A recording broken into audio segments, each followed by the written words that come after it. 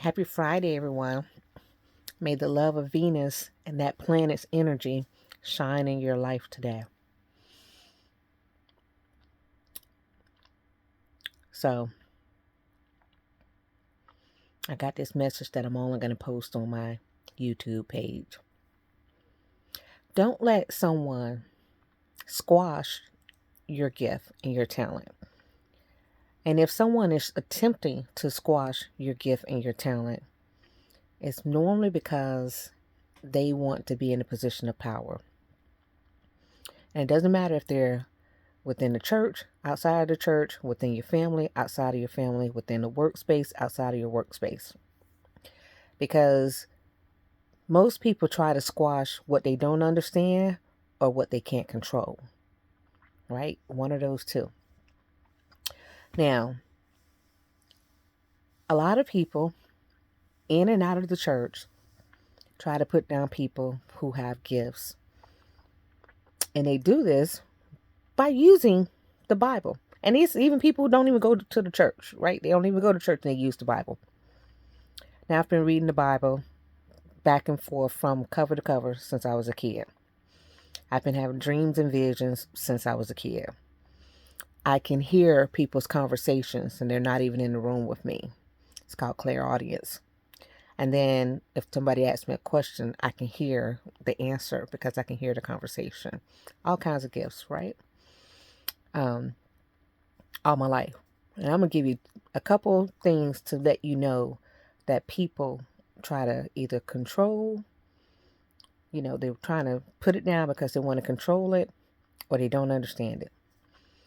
Now, I've been married before multiple times, and I've had a couple of people, exes, come back to me and say, hey, I'm sorry, I was wrong. Because while we were married, I had a couple of them accuse me of being a witch. Now, I'm not a witch. I have nothing against witches, but I understand that witches, that is actually a practice, right? That's actually a religion, and I don't belong to that group. So I can't claim that, right? Doesn't mean I have anything against them, but I just can't claim it because that's not what I belong to. But I had a couple of different exes come back to me after they studied the Bible for themselves and have now ascended to a different place in their spiritual practices. And they were like, because I would tell them why whatever I did, herbalism and all that stuff, was not witchcraft. But I was married to them, so I would give them that explanation so they can try to understand, because I wanted them to understand. I'm not married, so I don't give many people any explanations. It is what it is. Whatever you think is whatever you think. But after reading the Bible, they learned that herbal treatments were the norm in the day, right? The Magi, who in the story about coming to see Jesus, were astrologers. They didn't have astronomers, they had astrologers. And they studied the stars, and actually in order to know that someone of divine greatness would be born, and traveled to him, right? The priests in that day they went up and fasted and prayed to seek guidance. Jesus himself, according to the Bible, spoke to his ancestors. They were all deceased, right? So all of these things that were going on back in the biblical times, according to the Bible, are gifts that I have today. And then there's some people who say, oh, well, you shouldn't have that gift because that was in Bible times. Yet and still, Jesus in the Bible says, all these things that I do, you should be able to do. Which is why when I shift energy, people are like, how can you do that? Well, I can do all the things, right? We all can do all the things once you know that you can.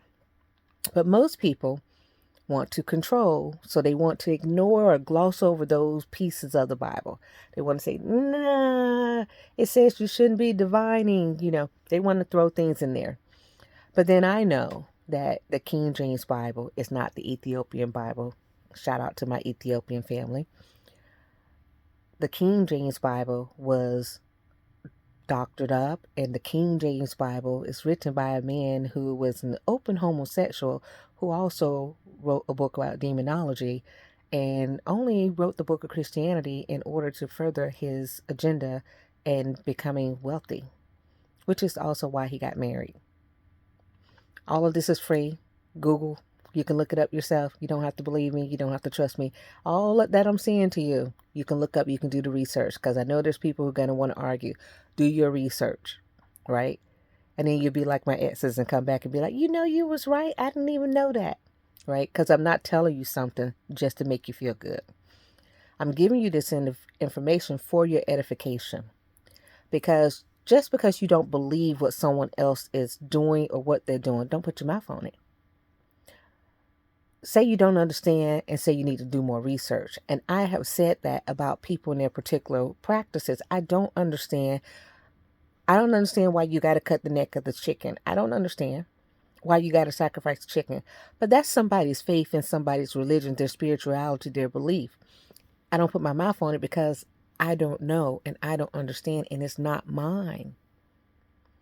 I understand mine. I walk in mine. I be who I am.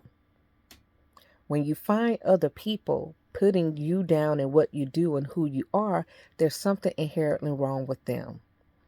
Most of us should be wise enough to know that whatever we believe, there's someone who believes the opposite, and that's okay. It is not for us to convince people that whatever we do is right. It's for us to connect with people who understand whatever we do and accept it. Not necessarily believe is 100% the way we believe, because you'll find most people won't. But allow us to have the freedom of expression. So another thing that I have learned is about people trying to, if they can't control it, they try to put it down. So when I was in a church, a particular church, now mind you, been prophesying since I was a little girl. I was in a church, and this pastor, of course, knew I had a gift. And I was one of the few that he wanted to come up and prophesy, because my prophecies always came to pass. Even when I told the guy that I knew in my mind he was gay, that he was going to get married.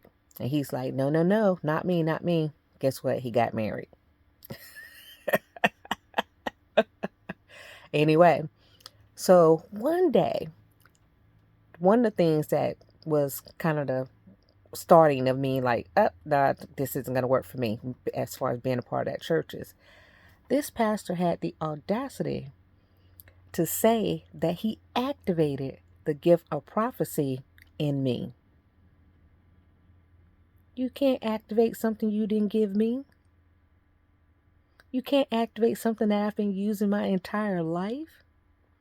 But he said that with confidence so that he can get the credit for the gift. And then he also said in a separate statement later that if he gave a gift to you, he could take it away. Now, he didn't say it directly towards me, but he said it because other people were leaving the church, and it was as if whatever gift he gave them, he could take away.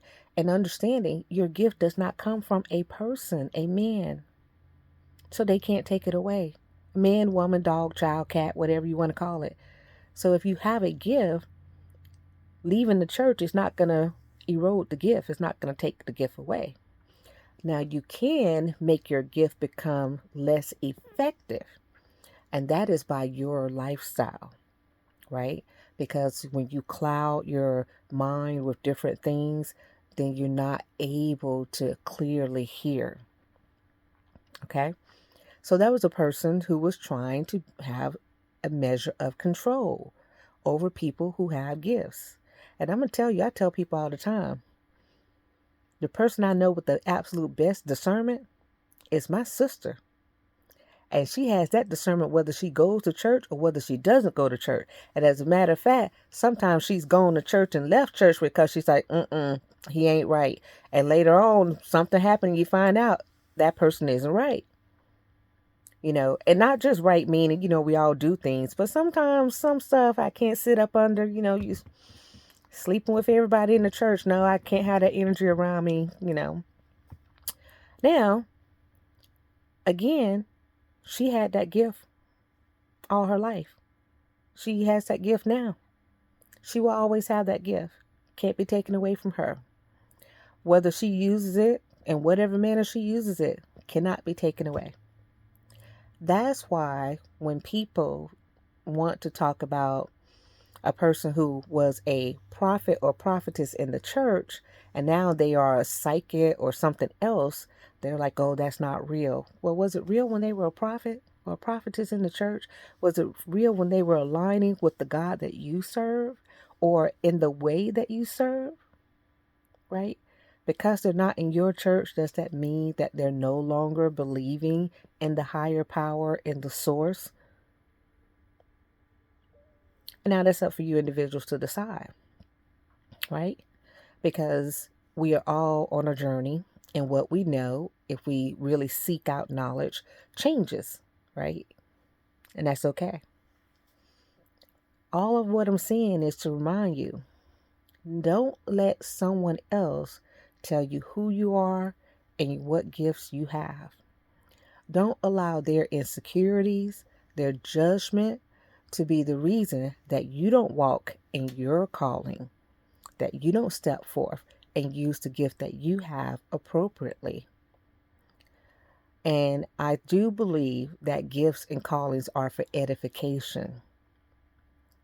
And they are for edification of the world, right? Not just this particular Baptist church or this Pentecostal church or this Catholic church, which is they like to put your gifts in silo. I believe the gifts are for edification of the world. And if we use our gifts to edify the world, which is the entire consciousness, then we will all be in a better state. That's my belief. Okay? You have your belief. Don't even let me put your gift in a box. And I'm telling you this because I recognize that I have perceptions and I have understanding, but I don't have every message for everybody at every moment. I have the message they need at that moment. But there's some lessons that are coming sometimes that are a little bit further out. And sometimes I do have messages that are 10 years out. But sometimes there's messages that's 20 years out, and I may not have that message. That's okay. So I'm not going to put you in a box in a category. I say it's all right for where you are today. That's how I approach things. It is all right for where you are today. You do have to get to a different level. And not everybody's going to go to the different level. So this was a very long video on this Friday, the last day of January of 2025. And I know it's been a long month, but we're headed into February. In February, it's definitely about relationships and partnerships and love. And you will see some relationships and partnerships that bring about love for mankind, for human beings, right? Across the world. I'm not talking just one country. That doesn't change the hate that is going to be there. But this evidence that you're going to see is going to bring hope. And that's what you got to hold on to. All right? That's it. This is a rather long video, not my norm. But I am going to make some really long videos because I'm going to go into showing you guys some stuff. And those videos are going to be long on purpose because they're going to be teaching videos. My teaching videos are normally about 30 minutes to 45 minutes. So I do plan on doing that this year. Anyway, if you watch to the end, thank you. I appreciate you. I hope this message actually resonates with you, sends you comfort, lets you know that you are headed in the right direction, and all is well with you. Be well.